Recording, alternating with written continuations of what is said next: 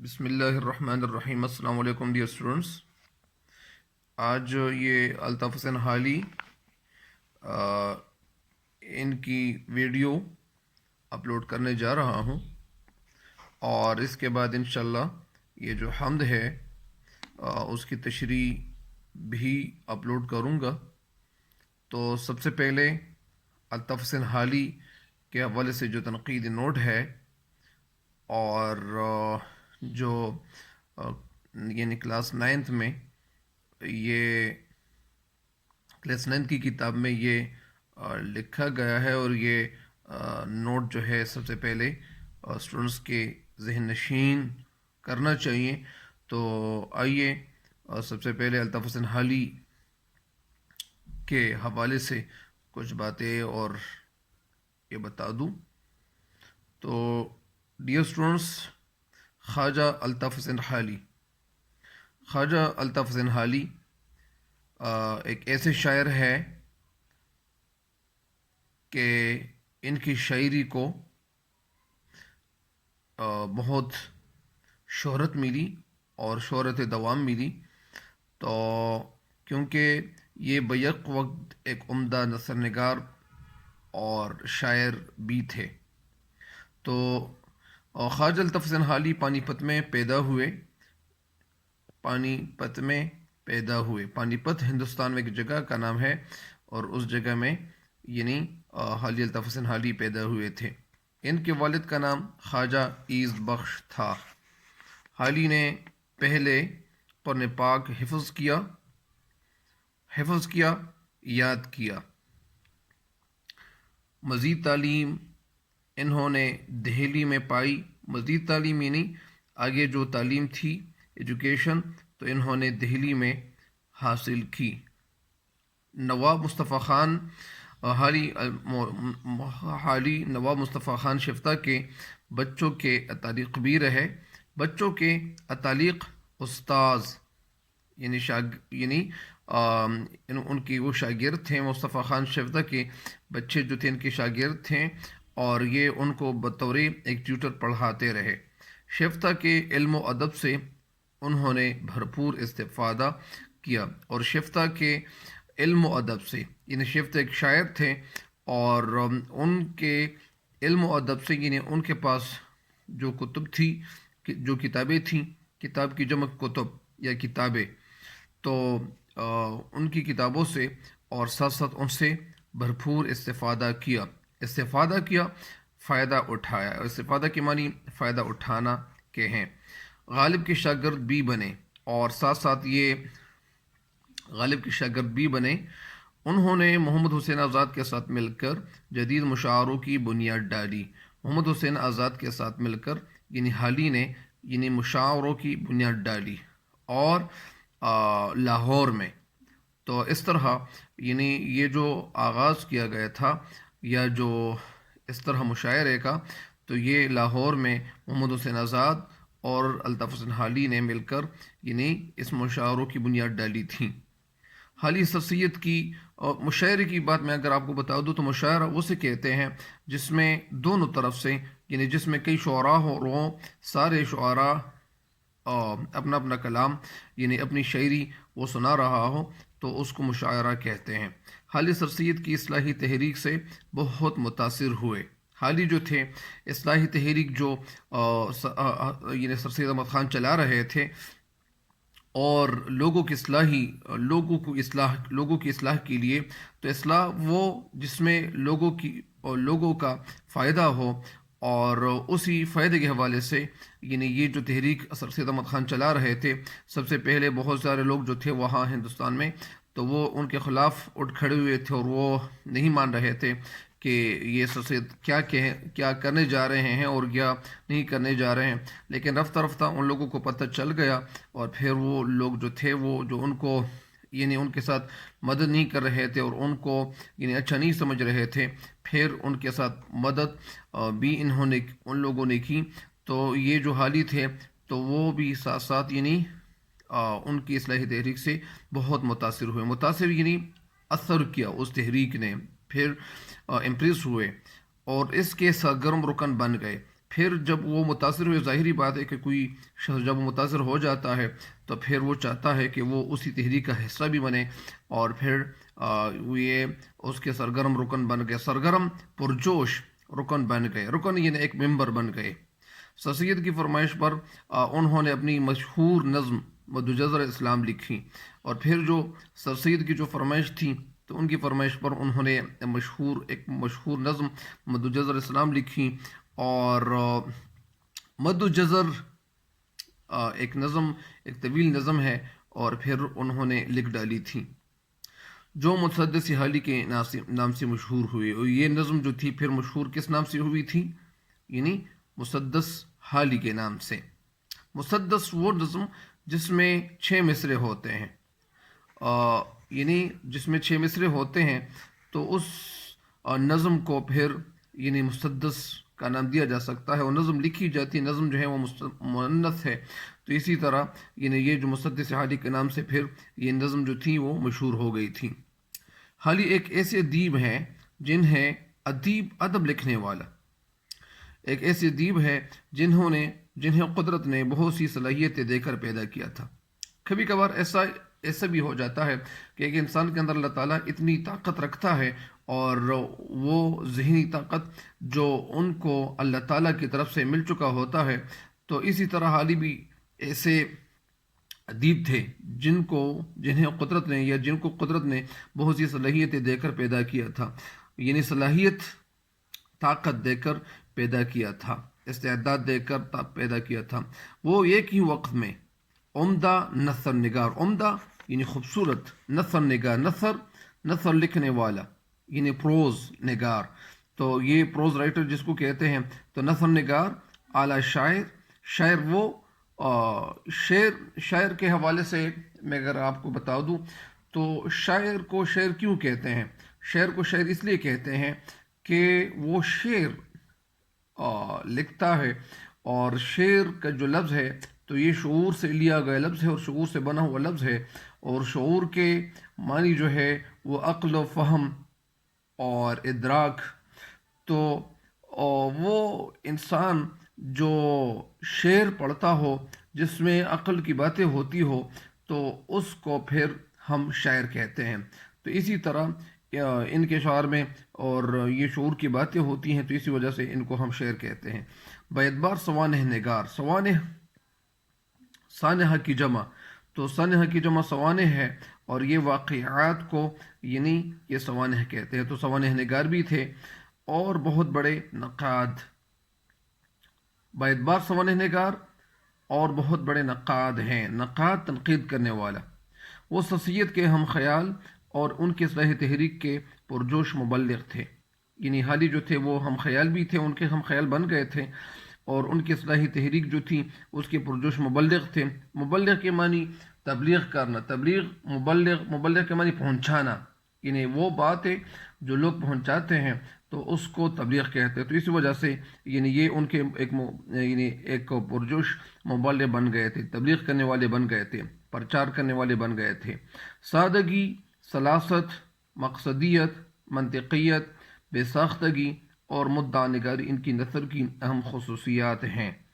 سادگی یعنی ان کے جو اشعار ہیں تو وہ سادہ ہے، سلاست مین سلیس ہے، آسان ہے، مقصدیت یعنی اس میں ایک مقصد ہے، اور منطقی یہ ایک علم کا نام بھی ہے، اور منطق وہ علم جس میں عقل سے بری ہوئی باتیں ہوں تو اس کو منطقیت کہتے ہیں۔ بے ساختگی یعنی فور سمجھ، یعنی جس میں کوئی ساخت نہ ہو، انسٹرکچرل نہ ہو، بلکہ وہ فون سمجھ میں آنے والی شاعری ہو۔ اور مدعا نگاری، مدعا دل کی بات بتانے والا، مدعا نگاری ایک اہم مقصد، جس میں اہم مقصد ہو، وہ نگار کے معنی لکھنے والا، تو مدعا نگاری یعنی دل کی بات بتانے والا، یہ ان کی نثر کی اہم خصوصیات ہے۔ خصوصیات یعنی خوبیاں ہیں، مگر جو چیز انہیں اردو ادب میں منفرد ایک الگ، ایک اعلیٰ مقام عطا کرتی ہے وہ ان کی تنقید نگاری ہے۔ تنقید نگاری یعنی تنقید کرنے والا۔ حالی کو اردو کا پہلا باقاعدہ تنقید نگار تسلیم کیا جاتا ہے، اور یہ جو حالی ہے تو ان کو پہلا تنقید نگار تسلیم کیا جاتا ہے، یعنی مانا جاتا ہے۔ تسلیم کرنا یعنی ماننا، اقرار کر لینا۔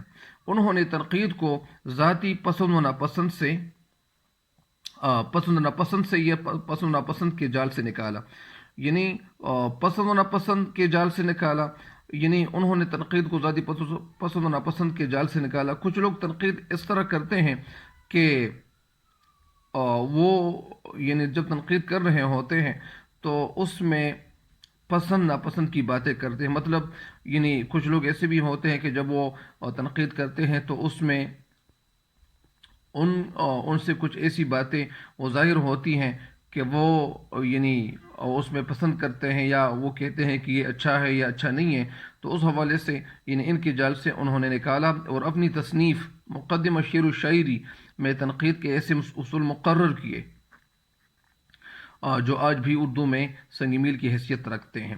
مقدمہ شعر و شاعری تو یہ بھی ایک طویل نظم ہے، اور اس نظم کے حوالے سے اگر میں آپ کو ایک بات بتا دوں تو وہ بات یہ ہے کہ سر سید احمد خان یہ کہتے بھی تھے کہ اگر قیامت کے دن اللہ تعالیٰ مجھ سے پوچھیں کہ تم کیا لایا ہو، تو سر سید احمد خان یہ کہتے تھے کہ میں یہ جواب دوں گا کہ میں نے یعنی الطاف حسین حالی سے جو مقدمہ شعر و شاعری یہ نظم جو تھی میں نے ان سے لکھ ڈالی تھی۔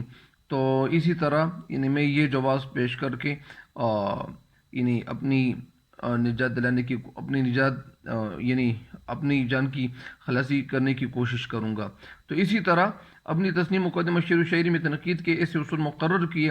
اصول اصل کی جمع ہے، اصل کی جمع اصول ہے، تو جو آج بھی اردو ادب میں، لیکن یہاں اصول کا مطلب یعنی پرنسپلز، قوانین، ایسے قوانین مقرر کیے جو آج بھی اردو ادب میں سنگ میل کی حیثیت رکھتے ہیں۔ ان کی نثر پر سر سید کا اثر بہت گہرا ہے، نثر پر یعنی ان کی نثر پر سر سید کا اثر بہت گہرا ہے، گہرا یعنی ڈیپ۔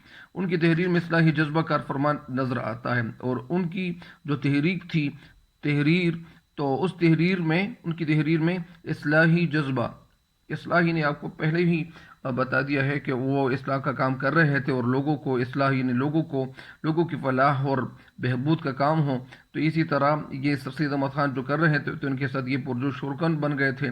پھر ان کی تحریر میں اصلاحی جذبہ کار فرما نظر آتا ہے، تو اصلاحی جذبہ کار فرما یعنی نظر آتا یہ دکھائی دیتا ہے، وہ بے مقصد انشا پردازی کے قائل نہیں، بے مقصد یعنی بغیر مقصد کے، انشا پردازی مضمون لکھنا کے قائل نہیں، یعنی وہ بغیر مقصد کے کوئی مضمون نہیں لکھتے تھے، اس میں کوئی مقصد کی بات ہوتی تھی۔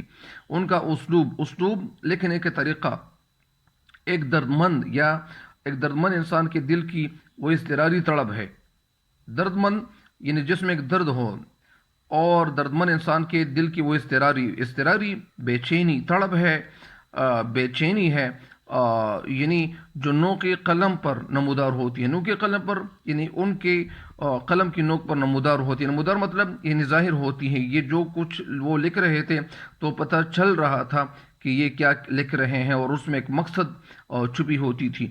تو ان کی نثر روا اور سلیس ہے، روا اس میں روانی ہے اور سلیس بھی ہے، آسان بھی ہے۔ ان کا اسلوب بے ساختہ اور بے تکلف ہے، بے تکلف یعنی جس میں لوگوں کو یعنی کوئی تکلیف نہیں اٹھا رہی، بے ساختہ اور بے تکلف یعنی اس کے ایک ہی معنی ہے، جس میں کوئی تکلیف نہیں اٹھانی پڑتی اور لوگ فوراً سمجھ جاتے ہیں۔ وہ فطری انداز میں دل کی بات لکھتے چلے جاتے ہیں۔ فطری انداز کا مطلب کیا ہے؟ یعنی جس طرح لوگ ہوتے ہیں وہ آپس میں بات چیت کرتے ہیں، اور وہ ایک دوسرے کو اپنے خیال سے آگاہ کر رہے ہوتے ہیں، یا خیالات سے آگاہ کر رہے ہوتے ہیں، اور ان کے منہ میں یا ان کے ذہن میں جو باتیں آتی ہیں اور وہ فوراً یعنی وہ منہ پر ادا کرتے ہیں اور اپنی زبان تک وہ لے آتے ہیں، اور پھر وہ ساری باتیں جو ہوتی ہیں تو وہ نیچرلی انداز سے، یہ ایک قدرتی انداز سے وہ باتیں کرتے جاتے ہیں، اور دوسرا جو دوست ہوتا ہے وہ سنتا جاتا ہے۔ تو اسی طرح یعنی یہ جو حالی ہے تو ان کی شاعری بھی ایسی تھی، یعنی یہ نیچرل انداز سے اپنا مقصد جو ہے وہ بیان کرتا چلا جاتا تھا، اپنے مقصد کے تحت یہ شاعری لکھتے تھے۔ تو فطری انداز میں دل کی بات لکھتے چلے جاتے ہیں۔ وہ دلائل آرگومنٹیشنز، دلیلیں اور شواہد بڑی خوبصورتی سے پیش کرتے ہیں۔